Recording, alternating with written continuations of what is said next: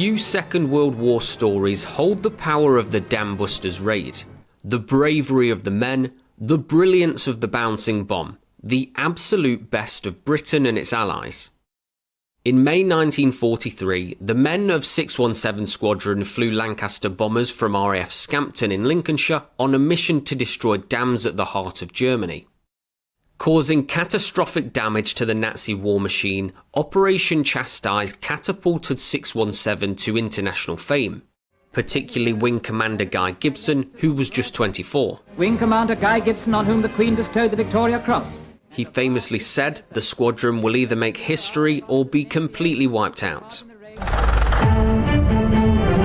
Immortalised in the 1950s film, 617's exploits are a tale that Brits never tire of telling.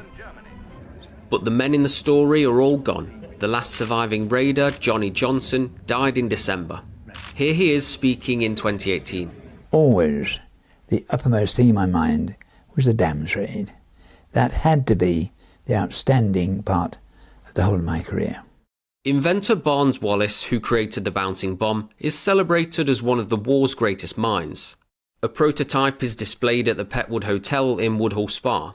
It became 617's home after the dam's raid. This is a beautiful picture of a snowball fight between 617 and 627 squadrons. Edward Mear is the hotel's historian.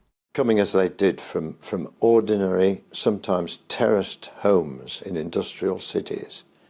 And to come here, it was already like a palace to them. And they really did feel as though they'd, and I quote them, died and gone to heaven. But of course, the following evening, that's probably what a lot of them did. 53 men died in the raid. They're remembered at the 617 memorials in Woodhall High Street. Chris is part of the Squadron Association. His dad, John, joined 617 after the raid, flying missions on D-Day and Fortress Europe.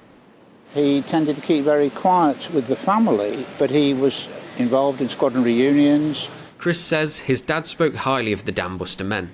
He was in awe of them. They were doing something which had never been done before in creating that sort of attack. To mark the 80th anniversary, the Battle of Britain Memorial Flight will fly a Lancaster above wartime bases, including the historic Dam Busters' home, Scampton. Recently, a government plan to house up to 2,000 asylum seekers at the old base has been met with backlash from locals and politicians. Back at the memorial, Chris says we must never forget what the men of 617 did in the raids. I think it's important that we remember this anniversary and anniversaries to come because of the bravery of these men. 617 still flies in the Air Force. The pilots inside the cockpits are different, but the courage inspired by the Dam Busters is still there. They are sure to be remembered in all histories of the war.